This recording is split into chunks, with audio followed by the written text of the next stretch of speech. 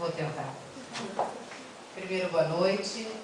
Obrigada pela presença, né? Feriado, esse tempinho lusco-fusco, né? Convidando a cama, chamando pelo nome, né? A gente aí, teve gente que aproveitou para ver a sessão da tarde. Quanto tempo que a gente não vê a sessão da tarde? Né? Só uma quarta-feira de feriado. E aí, às vezes, a preguicinha agarrou no pé lá pelas 6. Ah, não vou. Ai, não, acho que eu vou sim. Ah, não vou. Não, eu vou. E que bom que vocês vieram.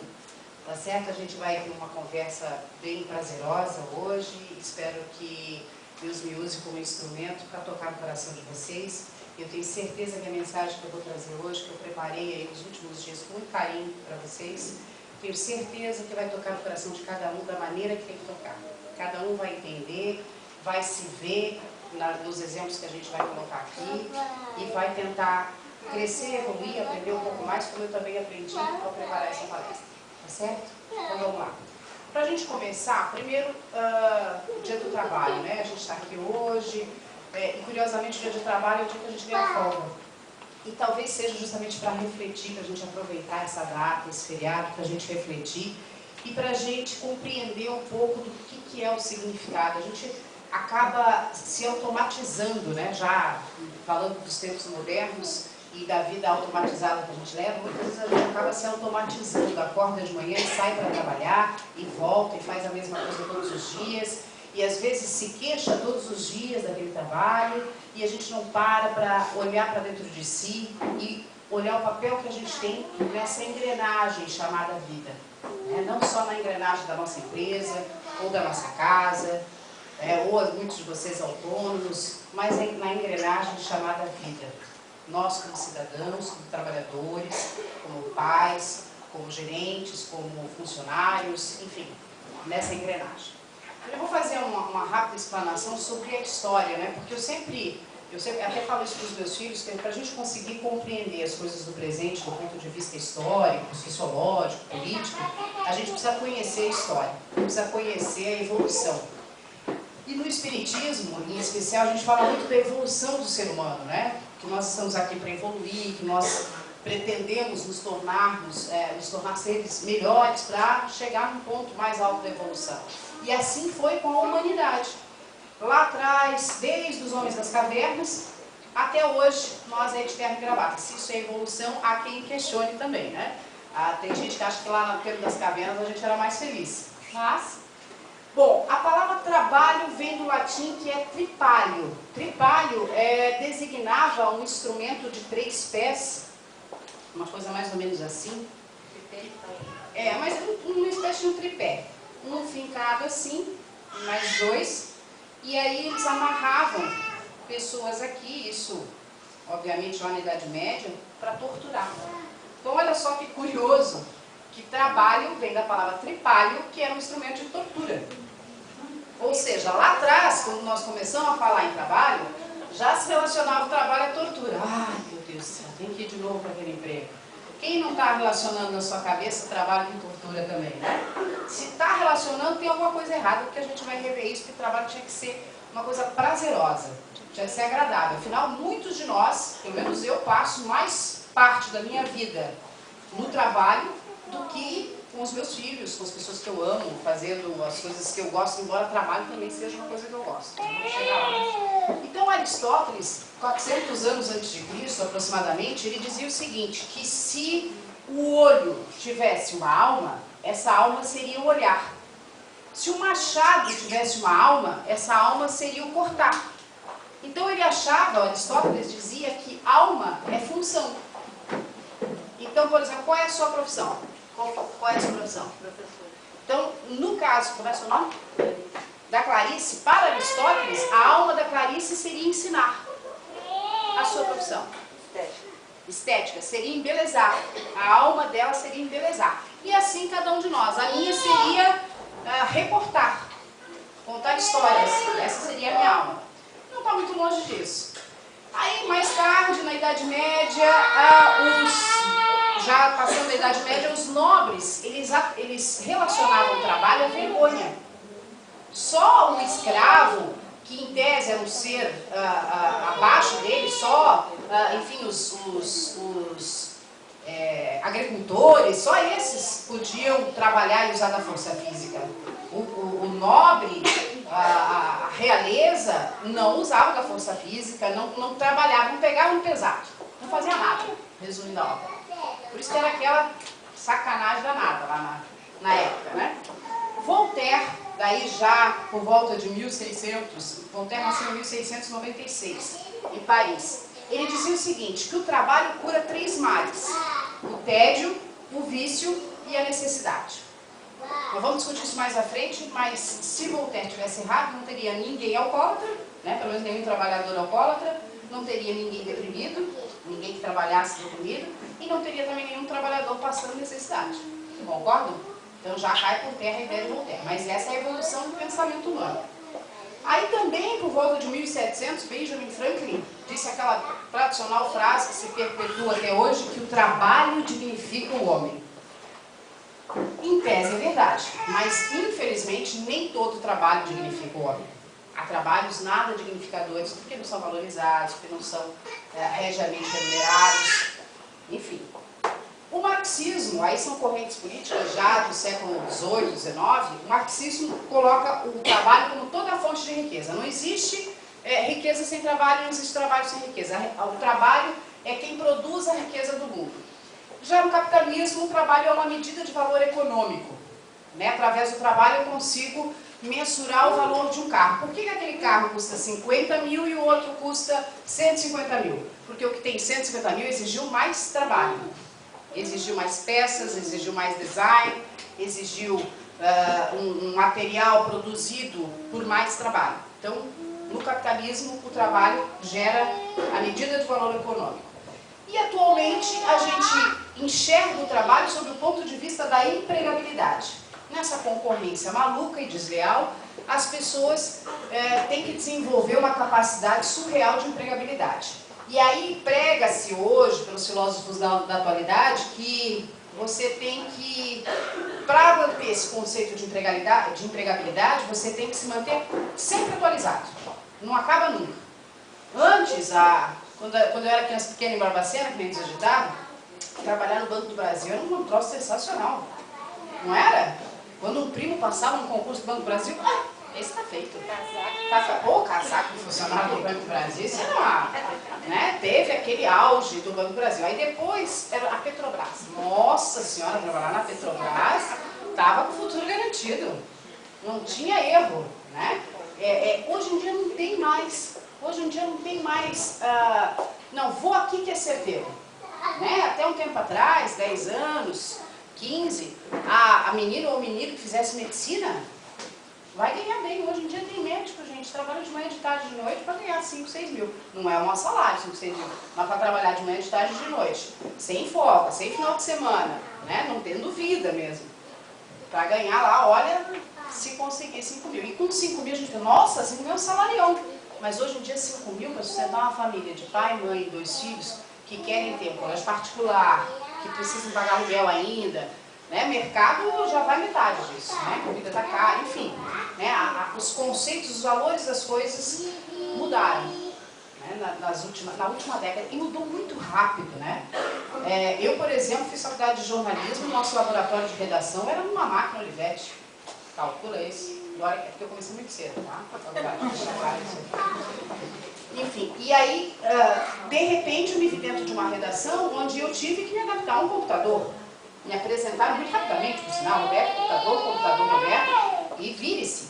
Né? E a gente teve que... eu não sou da geração Y, que eles chamam, né? Essa geração que já nasce com chip. Meu filho de 8 anos, ele entra em site, o que tem 6, agora já lê. Mas ele não lia nem escrevia, ele já entrava lá no site do joguinho, já disse, mas como não sabe, como é que, não lê, como é que... mas já tem, né? Criança de 2, 3 anos, tem filho de um amigo meu que tem 1 aninho e ele pega o iPhone e já fica com o dedinho passando, ele apertando no íconezinho do jogo, quer dizer, já nascem com esse chipzinho. Então a gente teve que se adaptar aos novos tempos, a essa mudança de trabalho. E isso tudo mexeu com a gente. Quantos de nós não ficaram inseguros em enfrentar um novo desafio? Quantos de nós não foram descartados no mercado porque estavam obsoletos? Né? Porque aí agora, e aí as coisas são muito cíclicas, né? Aí agora a gente tem visto reportagem que o mercado tem abrido os olhos e aberto os braços para a terceira idade, novamente. Né? Até 5, 6 anos, Quem tinha mais de 40 não servia para nada, não. Pode ir pro campo, não é verdade? O senhor deve ter o quê? Feito agora? Pouco mais de 40? Não é? Mas não é verdade? Ah, não, já fiz 40 anos, não serve mais para nada. E agora eles, opa, por quê? Porque essa meninada de 20, 25 são ótimos, eles sabem tudo de computador, mas eles têm um probleminha. Com a história do Google, eles não sabem mais dizer eu não sei. Já perceberam isso? Você pergunta uma coisa, eles não dizem eu não sei. Só um pouquinho. Vão lá no Google, né? Como se o Google tivesse todas as respostas.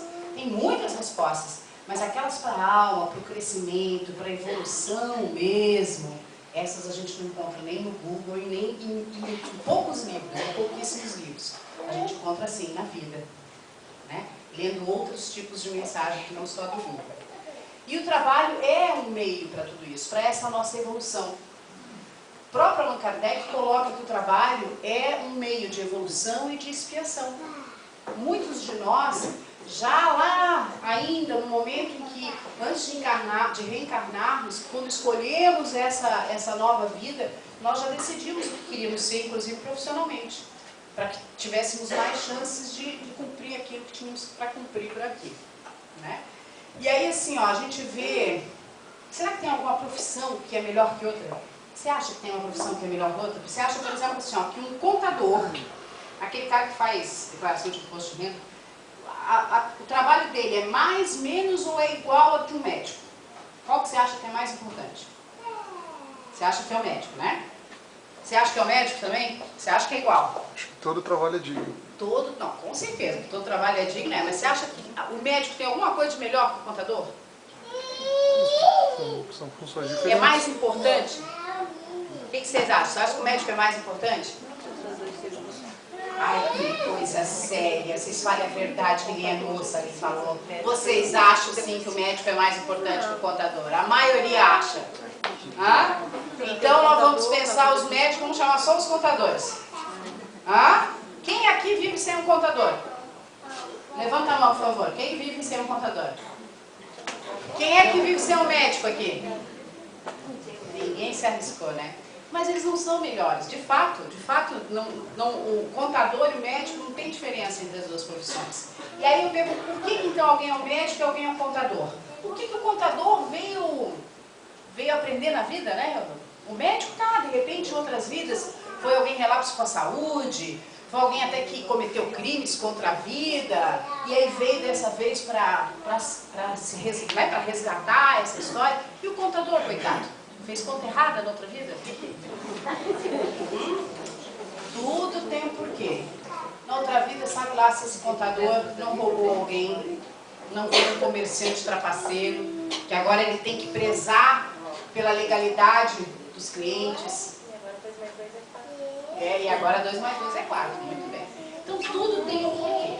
E eu queria tocar num assunto hoje que vai... Ninguém precisa falar nada não, isso aí vai ficar dentro de cada um e eu tenho certeza que vai tocar. Que é aquela história de a gente se despir da vaidade, né? Porque na verdade, quando a gente está no exercício da nossa profissão, todos nós somos humanos, senão nós não estaríamos aqui. Mas todos nós queremos aquele momento do elogio. Vocês não têm isso? Todo mundo quer o seu trabalho reconhecido. Quando você faz um trabalho, você não quer que a cliente diga: ai, como eu adorei esse tratamento, ai, estou bonita mesmo, como você é ótima. Não quer que a pessoa fale? Você não quer que fale: ai, que aula maravilhosa, professora, eu aprendi, né?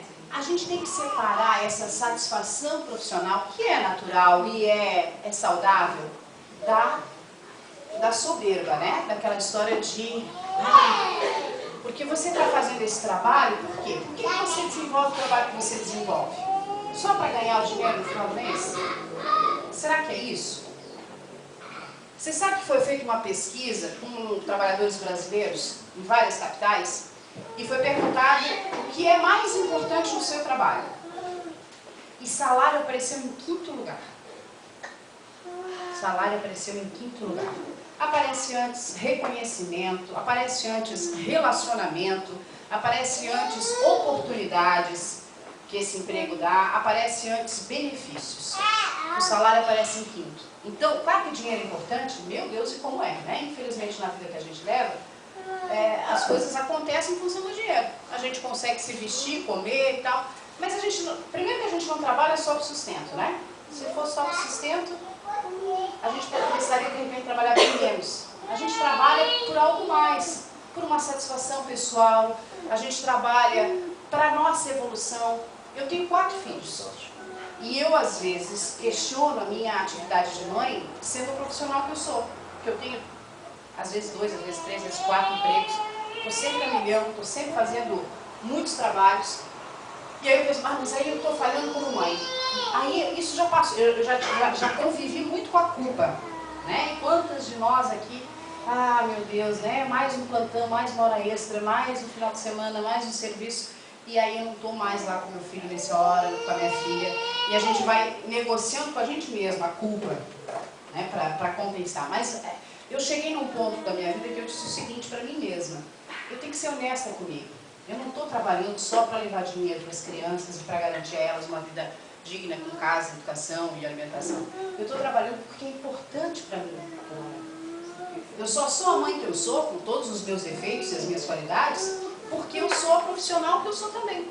Realizada, dedicada, com todas as minhas realizações e frustrações também profissionais que todos nós temos. Mas assim, eu adoro o que eu faço.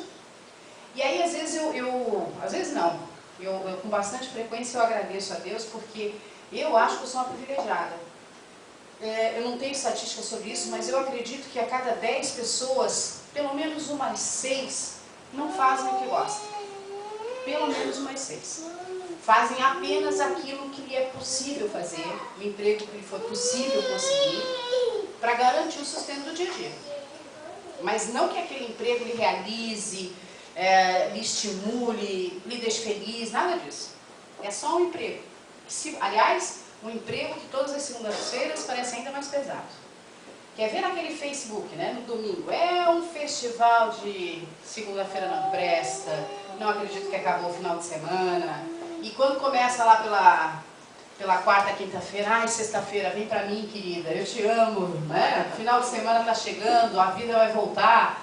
Então, assim, aí eu fico pensando, pobre dessas pessoas, né? Que não vê a hora de chegar o sábado e domingo.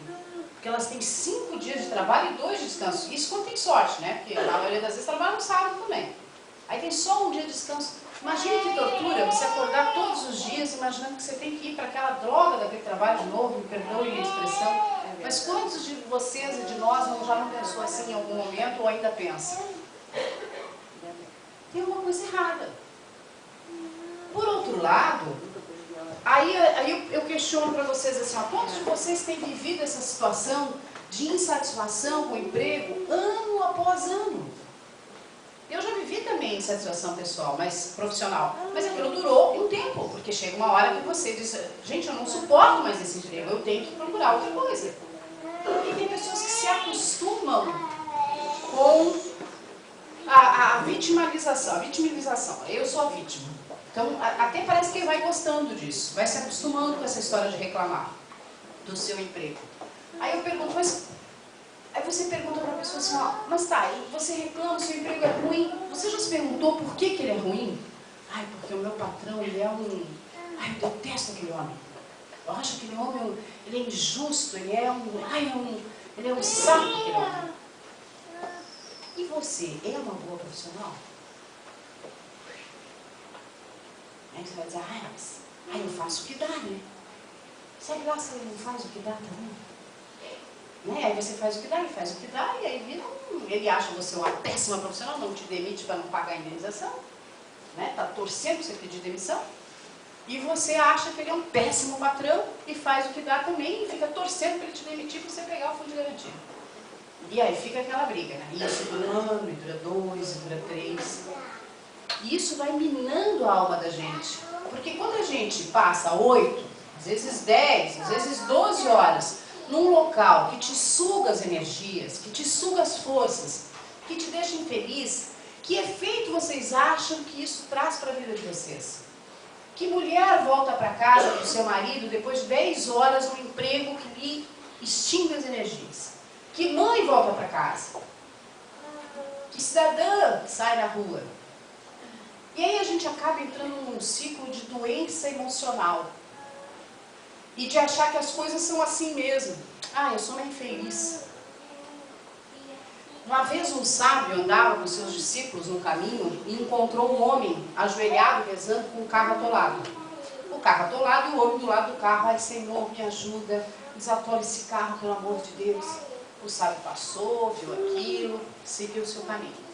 Mais à frente tinha um outro homem, na mesma circunstância, com o carro atolado, só que não estava ajoelhado, estava chutando o carro, xingando, tentando botar um pau nas rodas para ver se tirava ali, destravava no meio do barro, tentando empurrar, e meio xingava, meio empurrava.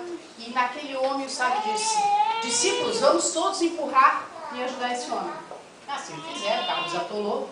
Mais à frente os discípulos: mestre, só me explica esse negócio. O outro homem que estava de joelhos dobrados pedindo a Deus, o Senhor ignorou. E esse que estava xingando, blasfemando até, o Senhor foi lá e ajudou. É que o outro homem estava dando a Deus a responsabilidade daquilo que ele podia fazer. E esse que nós ajudamos estava, mesmo não desenvolvendo a sua fé, estava fazendo a sua parte. Então, nessa palestra de hoje à noite, eu quero que a gente pense se a gente está fazendo a nossa parte. Será que lá no nosso trabalho nós estamos fazendo o melhor que a gente pode? E aí eu vou ouvir de muitos de vocês inconscientemente: ah, eu já cansei de fazer, Roberto. Ah, eu já fui uma funcionária ótima, nunca atrasava. Mas aí o meu colega que atrasa, toda semana ele inventa uma história, atrasa e falta. Ah, quer saber uma coisa? Eu comecei a atrasar também. Não, ele ganha a mesma coisa do que eu, não muda nada. Quem de nós já não viveu isso, né? E aí a gente vai se contaminando. Em vez de a gente ter um espírito superior e ensinar para aquele colega: querido, não é assim. Se não com palavras, com o próprio exemplo, continuidade do próprio exemplo. Porque sabe-se lá, se com o passar do tempo, ao invés de ele lhe contaminar com seus atrasos, as suas ausências, você não o ensinaria com o seu exemplo de retidão. Porque eu tenho certeza que, assim, num departamento onde tem um funcionário que faz, que cumpre, que é um bom profissional, e mesmo que tenham 3 que não sejam, pelo menos esses 3 vão começar a ficar com vergonha. Sabe? Eles, pelo menos eles vão tentar disfarçar. Eles vão chegar atrasados e vão para o banheiro antes, para dizer: ah, eu estava lá no banheiro. Eles vão começar a ter vergonha. Mas não, o que acontece? Os maus influenciam os bons. E daqui a pouco você, que é um funcionário exemplar, dedicado, empolgado, se vê sugado. E isso tem a ver também com energia.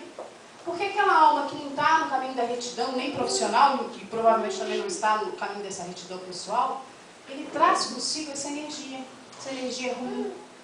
Quantos de nós não terminam uma jornada de trabalho com a cabeça estourando? Sai com isso aqui tudo duro. E é essa energia de muitas almas que precisam evoluir. Na palestra que eu fiz no mês passado, que era sobre maternidade, sobre filhos, a gente falava isso, né? Que, infelizmente, a maioria das almas que volta à Terra, que reencarnam, não é gente que escolheu estar aqui, ou gente que chegou a um nível tal de evolução que só vem para ajudar, que vem para ajudar a evoluir. A grande maioria é gente que nem queria estar aqui, e que veio compulsoriamente reencarnar para ver se aprendia. Não aprendeu em outros níveis, em outras vidas, então veio para... não teve direito de escolha. Né? Então, nós somos seres inferiores. Se não fôssemos, não estaríamos aqui, estaríamos no outro plano. Mas temos que aproveitar essa oportunidade para chegar lá. Ninguém quer sair dessa vida com mais dívida, né? Ninguém quer sair da vida tendo que vir numa outra de novo para fazer a sua expiação, para fazer a sua compensação. Então, dentro dessa história do trabalho, além dessa história de a gente se contaminar e de deixar de ser um bom profissional, então eu vou propor a vocês que vocês façam esse exercício ao longo do final dessa semana, da semana que vem, dos próximos meses. Parem de reclamar do serviço que vocês têm. Comecem a agradecer. Porque aí também tem outro lado, né? Tem outro lado. Sempre tem gente melhor do que a gente, sempre tem gente pior do que a gente. E a gente tem a mania, obviamente, né, vocês são humanos como todo mundo, tem a mania de achar ou de se referenciar sempre por quem está melhor. Ah, eu queria tanto poder estar na gerência que a Juliana está. Né? Eu queria tanto alcançar lá a promoção que o Carlos alcançou. E a gente não olha que tem gente lá embaixo que também nos olha, querendo estar na nossa posição. Outra coisa também que é importante falar a respeito do trabalho é a gente tê-lo como meio de sobrevivência, sim, porque o trabalho faz parte da condição humana. Nós trabalhamos para sobrevivermos, para pagarmos as contas, e já que temos que fazer isso, temos que fazer também nesse momento um momento de evolução, um momento de crescimento, de aprendizagem. E não um momento de satisfação do nosso ego, pura e simplesmente. Né? Então, às vezes a pessoa trabalha em determinada função, em determinada empresa, em determinada profissão, e acha que por conta disso é melhor do que os outros. Quantos, às vezes, omitem um bom dia ao porteiro do prédio? Então a gente vem aqui toda quarta, às vezes sábado, enfim, lê o Evangelho, e aí não dá um bom dia para o porteiro, trata mal a faxineira, não cumprimenta o cidadão que limpa a rua. E aí, assim, ó, tem até uma piadinha que é meio imprópria com a presença de crianças, mas que os órgãos do corpo fizeram greve, porque cada um queria ser o chefe. O cérebro queria ser o chefe, o estômago queria ser o chefe, o intestino queria ser o chefe, todo mundo queria ser o chefe. E aí resolveram tudo parar, e eles, aí o coração disse, não, quem tem que ser o chefe sou eu. Se eu parar de bater, o corpo todo não funciona. Aí o estômago, não, quem tem que ser o chefe sou eu, porque eu que digiro o alimento que vocês comem. E aí assim foi. E eles ficaram discutindo. Enquanto eles estavam discutindo, o nosso reto se fechou, para não dizer outra palavra, e aí parou. Nem falou nada. Aí começou, né? O estômago começou a inchar, o rim começou a ter problema para funcionar, o coração batia descompassado, o cérebro começou a enuviar, né? Então, quer dizer, para ser chefe, né, não precisa muita coisa, né? Não precisa só de vez em quando liberar. Né? Mas, gente, brincadeira à parte, a ideia é essa. Quem que é melhor que quem? Né? A gente falava ali do médico e do contador. Às vezes, o cidadão escolhe ser médico, isso tem me preocupado. Tem uma filha de 17 anos que está exatamente naquele limiar de escolher a carreira. Está terminando o terceirão, vai fazer vestibular final do ano, e ela está muito inclinada a fazer medicina. E eu, como mãe, acho ótimo, né? Eu acho ótimo que ela escolha algo que ela se realize, eu quero que ela seja feliz. Se ela quisesse ser professora, que no começo ela queria, e depois ela desistiu porque ganhava pouco. Ela, de fato, ganha pouco. Mas eu tentei convencê-la de que não era essa, não deveria ser esse o foco da escolha dela. Né? Que professores ganham um pouco. Mas uma coisa eu aprendi com a minha mãe, que é uma mulher muito sábia, e ela diz o seguinte, quando eu fui escolher a minha profissão, ela dizia para mim, para as minhas irmãs, para o meu irmão, olha só, vocês escolham aquilo que vocês gostam de fazer. Porque para os bons sempre haverá vaga. Para os bons sempre haverá boa remuneração. E de fato, por exemplo, jornalistas, hoje, o piso da minha categoria é R$ 1.600.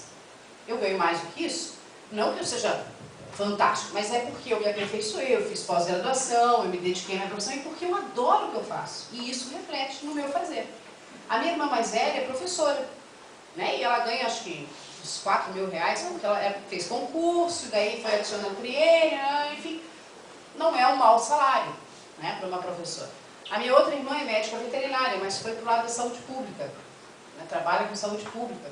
E tem 2 empregos, é uma enlouquecida, igual eu, assim, mas ganha dignamente. Então todos nós acabamos nos realizando profissionalmente. Ninguém virou milionário, infelizmente não tem nenhuma irmã rica, nenhum irmão rico, mas a gente se realiza naquilo que faz. A gente volta para casa depois de 8, 10 horas, feliz para ser mãe por mais 2. E para ser esposa por mais 2, se for o caso. Porque a pessoa realizada, ela volta com outra energia para casa. Não tem nada pior do que voltar depois daquela jornada de trabalho que não nos deixa felizes. Isso compromete todo o resto da nossa vida. E aí, nessa história da escolha, voltando à escolha da minha filha lá da medicina, ela tem realmente uma empatia com a área da saúde, ela gosta bastante da área da saúde, e pensou na medicina, principalmente pelo ganho. Mas eu sei que ali também tem um quê de status. Ela também está pensando no status. Que ela vai ser médica, vai ter um consultório bonito, sabe? Ela já está pensando... mas é... Eu conheci esse filme. Não é? Conhece esse filme? Tem um em casa. Então, ela também está pensando... Isso me preocupa, porque quando eu tinha 16 anos, a maioria dos meus amigos estava pensando em fazer uma carreira... Não pensava em grana. A gente não pensava tanto. Com 16 anos, tanto é que eu fiquei... Olha bem que loucura. Eu fiquei entre medicina, direito e jornalismo. Quando eu tinha 16 anos. Aí eu falei, mas não tem nada a ver. Tem... Porque qual era o fio condutor dos 3 trabalhos? É porque eu queria mudar o mundo. E eu acreditava que com a medicina eu ia salvar vidas, ia ajudar as pessoas. Como advogada, eu ia defender o direito das pessoas, ia também mudar o mundo. E como jornalista, eu fui escolher ser jornalista, né? Poxa, tanto que a minha mãe insistiu, né? Me colocou no inglês, me ensinou piano, mas eu fui ser jornalista, não adianta. Que pagava menos, mas enfim. Fui porque eu achava que através da comunicação, da informação, defendendo, denunciando, fazendo matérias, enfim, eu ia conseguir mudar o mundo. E hoje, depois de 20 anos de profissão, comecei com 12. Depois de 20 anos de profissão, eu chego à conclusão de que eu fiz, ou estou fazendo ainda a minha parcela para mudar o mundo. Eu já tive um momento de vontade de desistir, de desânimo, de decepção. Hoje, o momento que eu vivo é o seguinte: se com uma matéria que eu fiz, eu mudei a vida de uma pessoa, eu cumpri o meu papel. E eu tenho certeza que eu mudei a vida de mais de uma pessoa. Talvez cada matéria mude uma, talvez a cada 10 matérias eu mude uma, no sentido de salvar a vida de alguém, de melhorar a vida de alguém, de levar a este alguém informação. Às vezes a pessoa está vendo o jornal e diz, eu não sabia que eu tinha direito ao PIS. Aí vai lá, ganha os 500 pila, 600 pila do PIS, aquilo ali já resolve para comprar um medicamento para a mãe que está doente, para o filho que precisa de um tratamento. Isso, de alguma forma, muda a vida das pessoas, nem que seja um pouquinho. E aí, qual é a missão do trabalho de cada um de vocês? De que forma vocês estão transformando o mundo? Onde é que está aquela menina e aquele menino de 15 e 16 anos que, quando escolheu a profissão que desenvolveria para o resto da vida, pensou em fazer daquilo um instrumento de paz, um instrumento de modificação, um instrumento de transformação? Onde é que estão esses meninos e meninas sonhadoras? Em que momento o sonho de vocês foi amordaçado, foi despedaçado? E será que não há tempo de resgatar? Sempre há tempo. E se vocês não conseguem, através daquele trabalho efetivo de carteira assinada, formal, entre aspas, fazerem essa realização, buscarem essa evolução, eu digo para vocês que existem trabalhos, porque o trabalho, na essência, o trabalho é sentir-se útil. O trabalho é tudo aquilo que o torna útil. Esse trabalho, muito que bem que seja remunerado, porque nós precisamos dele para a nossa subsistência. Mas existem tantos outros trabalhos a serem feitos que não têm a remuneração financeira, mas que tem uma outra remuneração muito maior e muito mais importante para a nossa evolução. Porque, afinal de contas, gente, a nossa existência aqui, seja de um ano, de meses, de 60 anos, de 80 anos, de 100 anos, não é só para a gente evoluir. A subsistência devia ser um plano secundário na vida da gente. E o dinheiro se torna mestre e senhor das nossas vidas. A gente começa a escolher trabalho e profissão só pelo tanto que paga. Sem se importar se esse trabalho é digno, se esse trabalho é honesto, se esse trabalho é justo. Quantos de nós já trabalhou em empresas em que sabíamos que os chefes ou roubavam, ou se não atingia diretamente a gente, mas atingia o colega, de chefes que eram... que faziam desde o assédio moral ao assédio sexual, e a gente assistiu a isso calado, porque tinha medo de perder aquele emprego. Quantos de nós fomos coniventes, né, com a depreciação humana dentro do ambiente de trabalho? Quantos de nós não fomos até responsáveis por essa depreciação? Quantos de nós não fomos grosseiros com um amigo que não tinha ainda o domínio da técnica? Quantos de nós não tivemos paciência de ensinar um novato? Não é? O nosso papel no trabalho é o mesmo papel da gente como cidadão, como irmão, como pai, como filho. E é isso que eu queria colocar, que a gente vem aqui e prega uma doutrina de caridade, de paz, de irmandade, e no nosso trabalho a gente não consegue normalmente aplicar essas práticas.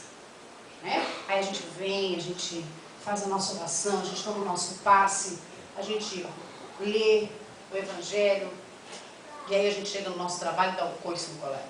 Eita! A gente pega a folha do trabalho e leva para casa para o filho fazer o trabalho. Imprimir em casa. E a gente acha que está tudo certo. Né? A gente não está tudo certo. A gente tem que fazer a nossa parte. A gente tem que parar de se enganar. A gente tem que parar de achar que o problema está sempre no outro. Vocês já viram isso? E isso, até eu fiz um comentário esses dias no jornal, no dia 22 de abril, foi o dia do descobrimento do Brasil, né? Oficialmente, lá que as naus portuguesas chegaram aqui com Pedro Álvares Cabral. E aí ficou na história essa data de descobrimento, né? Que não é nem justa porque os índios já estavam aqui, mas enfim.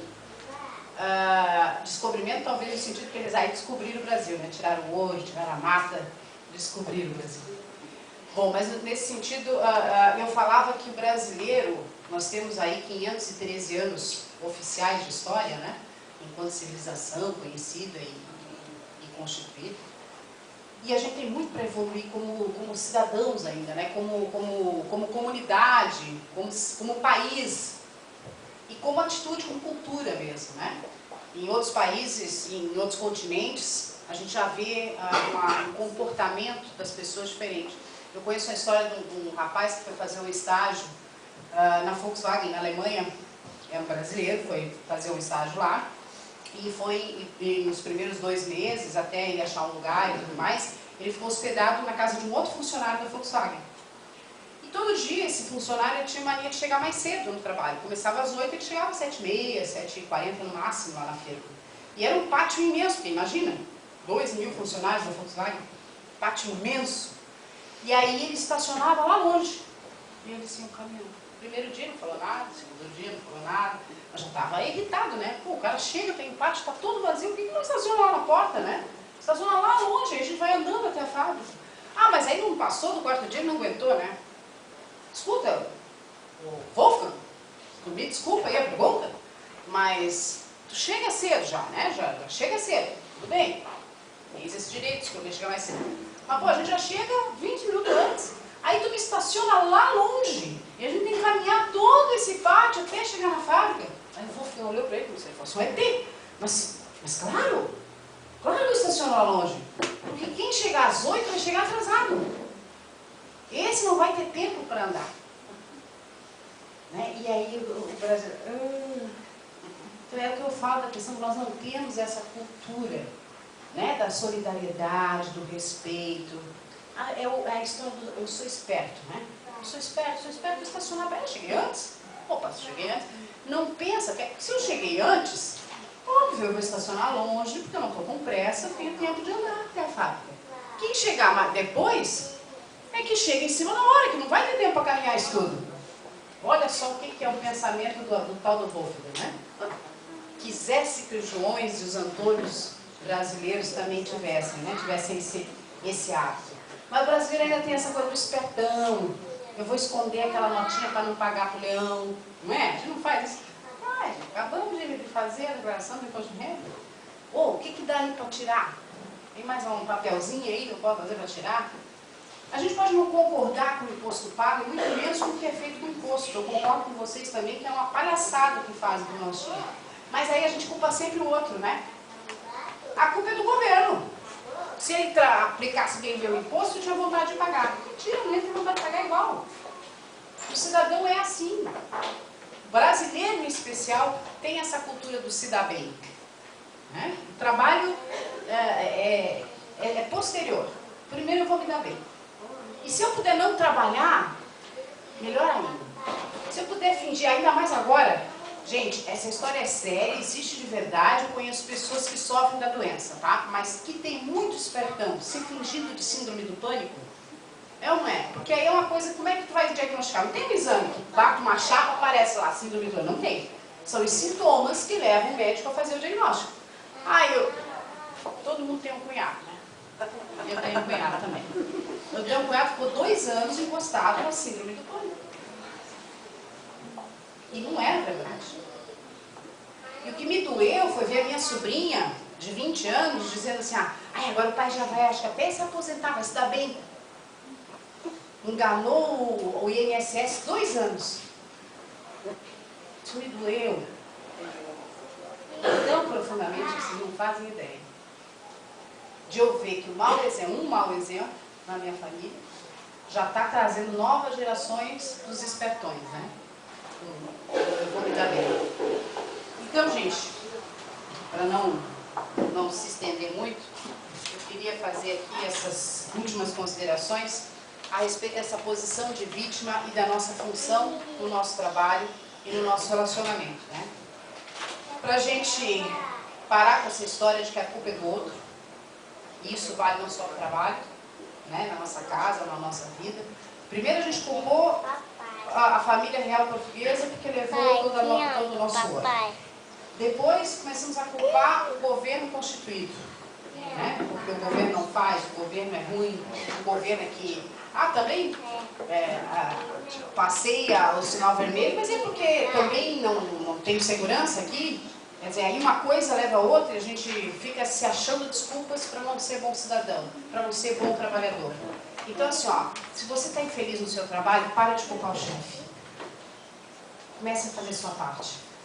Não deu? Depois que você fizer tudo aquilo que lhe é possível, ainda assim você constatou que não deu, então pare de reclamar e vai lá para o lado, abre a janela. Leia o classificado do jornal. Tem um outro emprego melhor, mais digno, que talvez pague um pouquinho menos, mas nada paga a nossa paz de espírito. E quando você estiver lá no seu emprego, aquele que não é tão ruim, faça o seu melhor. Esteja em paz com você mesmo. Distribua exemplos, generosidade. E isso se dá pelo bom dia para o colega de trabalho, seja o porteiro, seja o chefe, ou até com o meu amigo. Não é assim que se faz, você quer ajuda. O outro pode até escolher não querer a sua ajuda. Aí é o problema dele, né? E aí ele vai, na escala de evolução dele, ele vai se acertar depois com Deus. Vamos fazer a nossa parte no nosso trabalho por um mundo melhor. E vamos fazer do nosso trabalho um caminho de evolução para nós e para todos aqueles que nos cercam. Um feliz dia do trabalhador para todos vocês. Muito obrigada.